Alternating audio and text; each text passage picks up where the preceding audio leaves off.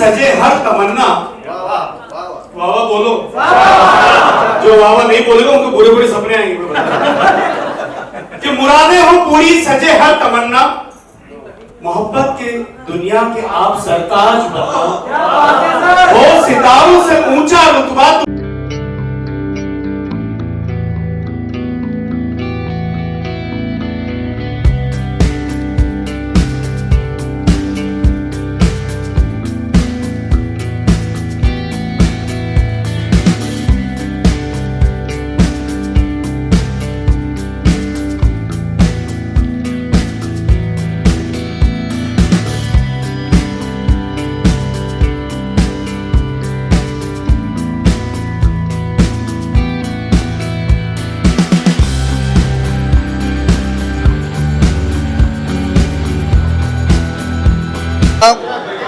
Shoot हुआ एक दिन में, लेकिन इसको बनने को ऑलमोस्ट साल लग गया कि इसके अंदर इतना सब कुछ बाबा साहब के बारे में गाने बहुत बनते हैं, एवरीडे मेरे को लगता है गाने बनते हैं, लेकिन इसके अंदर बाबा साहब ने क्या किया है वो चीज़ के बारे में गाने में हमने बताया है। तो मैं सबके जो जिन्होंने काम किया है इस गाने में, मैं उनके नाम लेना चाहूँगा।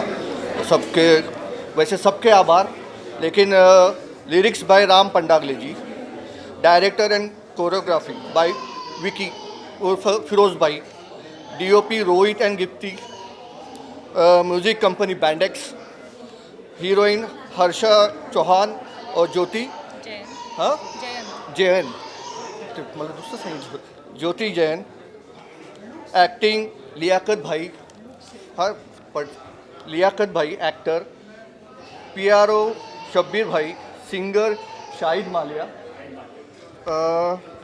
असिस्टेंट कोरियोग्राफर सोनू और शर्मिला जी,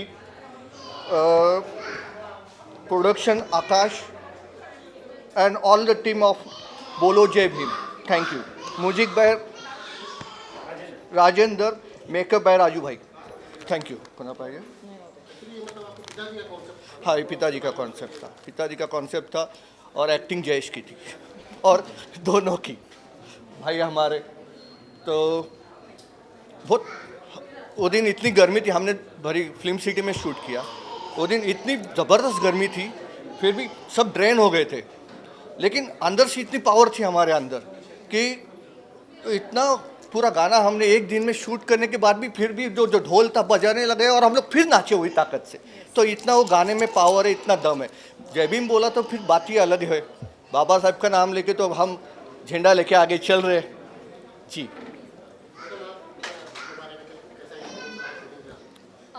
सबसे पहले सभी को जय भीम। ये गाना मतलब मेरे लिए ऐसा है कि बहुत बड़े महामानव है डॉक्टर भीमराव रामजी अंबेडकर, और उनके लिए ये मेरी तरफ से एक मान वंदना ही हुई कि उनके गाने पे मुझे चांस मिला कि मैं अपने आप को प्रेजेंट कर पाऊँ। मुझे बहुत खुशी हुई कि बाबा साहेब का अब तक ऐसा कोई गाना नहीं था अकॉर्डिंग टू मी। ये पहली बार ऐसा गाना है जिसमें इतना जोश है, इतनी पावर है। आई होप कि ये बहुत फेमस होने वाला है। आई रियली होप होने वाला ने हो गया समझो। जयेश एंड हिज फादर कि उन्होंने हमें ये मौका दिया, इतने अच्छे से ये गाना तैयार किया और हमको उसमें करने के लिए मौका दिया। थैंक यू सो मच पूरी टीम और सभी को। पहली बात तो सबको थैंक यू सो मच यहाँ पे आने के लिए। एंड मैं तो थैंक्स सबसे ज़्यादा पहले बोलना चाहती हूँ कृष्णा सर को, जिनके मतलब वो मेरे गुरु भी है और उनके सुपर गुरु है फिरोज सर, जिनने हमें मौका दिया इस गाने में परफॉर्म करने के लिए। And plus thank you so much to Jayesh and his dad कि उनकी वजह से हम लोग एक कुछ नया परफॉर्म कर पाए। एंड आई थिंक मुझे नहीं लगता कि यहाँ पे अब तक पूरे कहीं पे भी ऐसा कोई गाना है जो इतना एनर्जेटिक है, या ऐसा मतलब कोई भी नहीं बना है। शायद मराठी में होगा बट हिंदी में एक भी ऐसा कोई गाना नहीं है। So yes, I am thankful to everyone, सब कास्ट को, सबको, स्पेशली जयेश को, ज्योति को, बीइंग माय कास्ट। हमारे विलन सर, मेरे पिताजी का जो कैमियो किया है।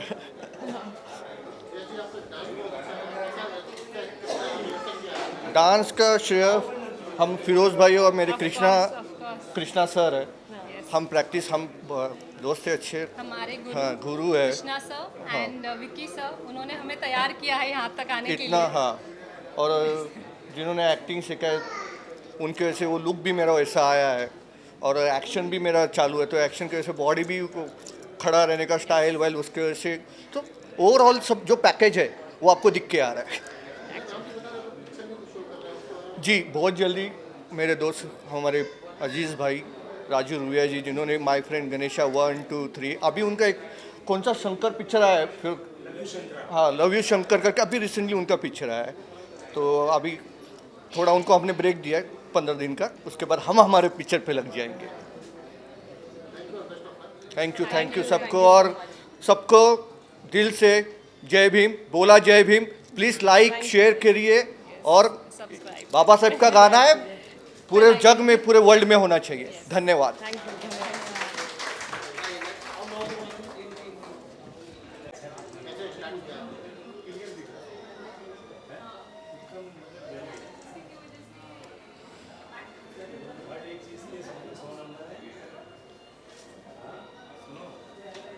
सभी हमारे जो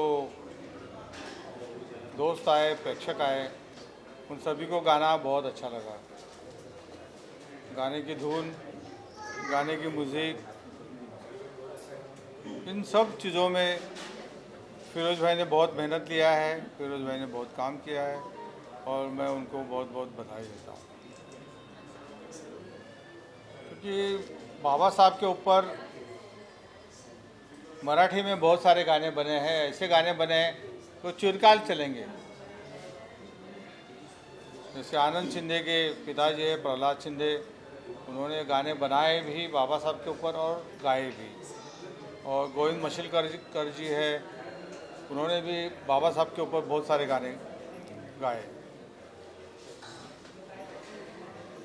वामन दादा कर्डक, जो बाबा साहब के जो गीत है मराठी में, उसके वो मसीहा रहे।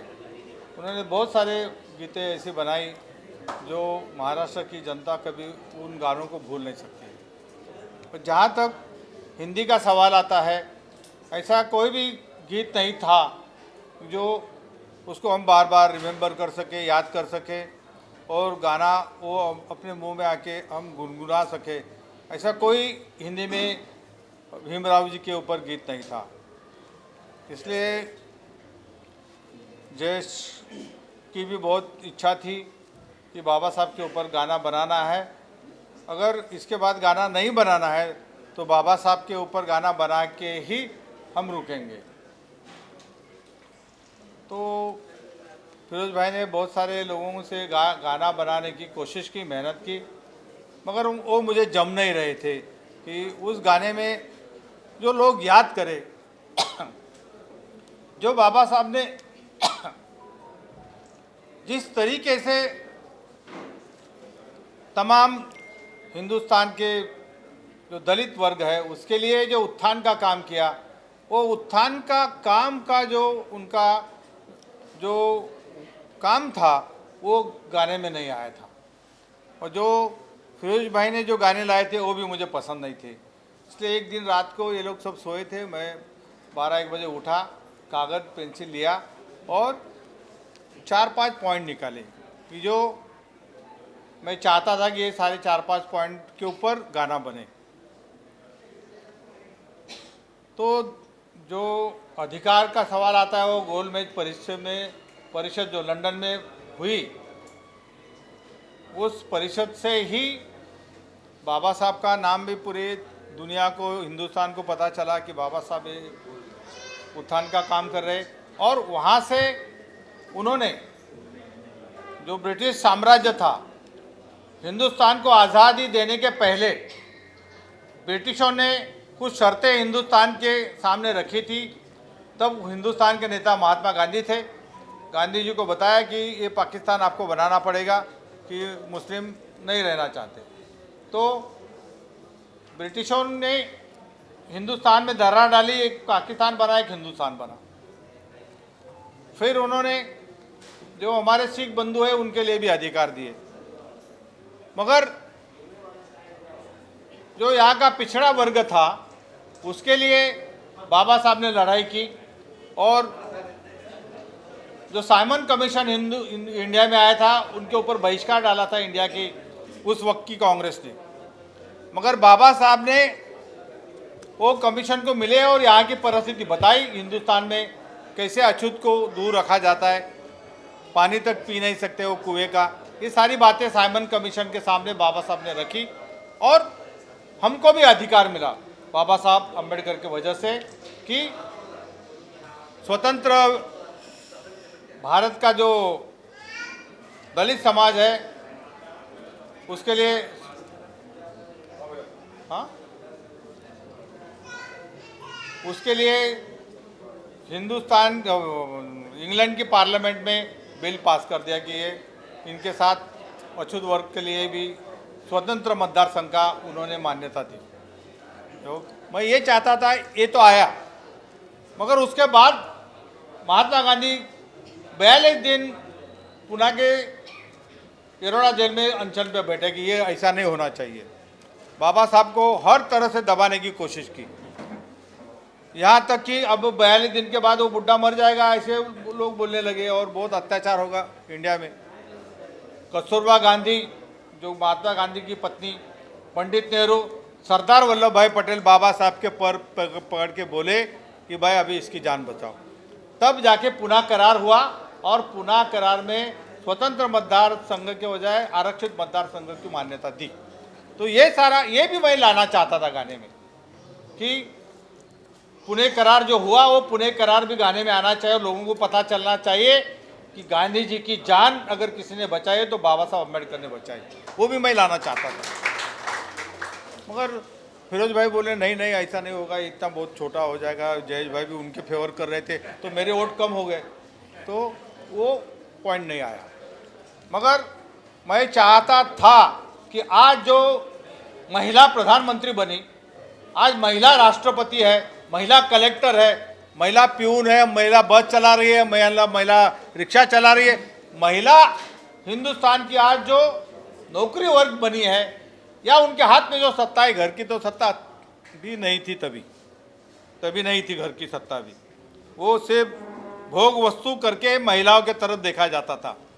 बाबा साहब अम्बेडकर ने हिंदू कोड बिल लाया और महिलाओं को स्वतंत्रता मिली। वो मैं इस गाने में बाबा साहब ने हिंदू कोड बिल लाया करके लाया। आज की महिला बाबा साहब का एहसान नहीं मानती है, नहीं मानती है। अरे पति मर गया तो वपन करते थे और घर में उसको बंद करते थे। महिला घर के बाहर नहीं आ सकती थी, महिला के हाथ में कोई कारोबार नहीं था, घर का भी नहीं, वो बाहर का भी नहीं और खेती का भी नहीं। वो एक भोग वस्तु के हिसाब से उसको देखा जाता था। ये हिंदुस्तान के महिला के ऊपर बाबा साहब अम्बेडकर का बहुत बड़ा एहसान है कि उन्होंने कोड बिल लाया।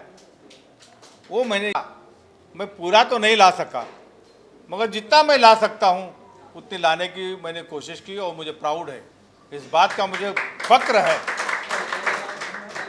कि ये गाना और बाबा साहब का जीवन की कथा लोगों को बहुत पसंद आएगी और लोग हर चौराहे पे ये गाना सुनने को मिलेगा, ऐसा मैं विश्वास करता हूँ। और आगे कोशिश करेंगे। क्यों राजू भाई गए होंगे तो, राजू रिया जी, राजू भाई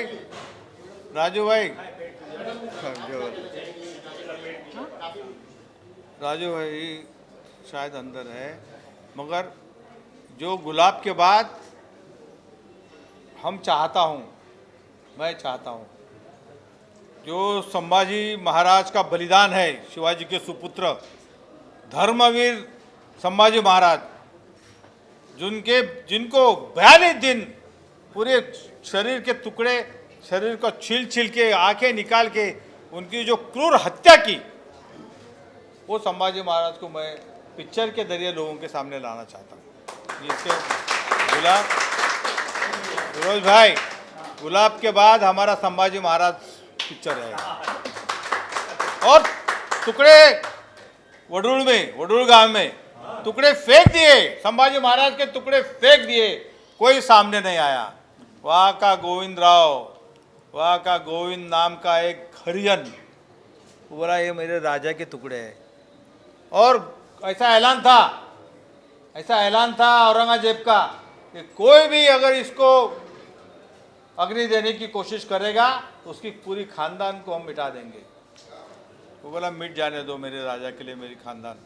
उसने सारे टुकड़े जमा किए, सारे टुकड़े आज भी वहाँ पर वडोल गांव में ये और नगर के पास में वो है, आज भी संभाजी राजा की समाधि है और उसका भी हमारे उसने जमा किए और उसको अग्नि दिया और उसके बाद में पूरे उसके खानदान को औरंगजेब ने मिटाया, वो शहीद है।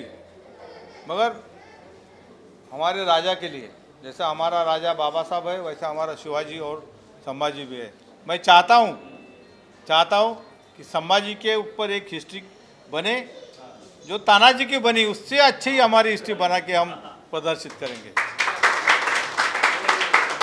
मैं बहुत बहुत बधाई देता हूँ जयेश को और उसकी जो सारी टीम, उसके पीछे जो काम करने वाली जो सोनी भाई है, फिरोज भाई है, पूरी मीडिया की जो उसकी जो क्या सारी टीम है, हमारी ज्योति है, दूसरी हाँ हे हर्षा, तुझं नाव लक्षात नाही राहत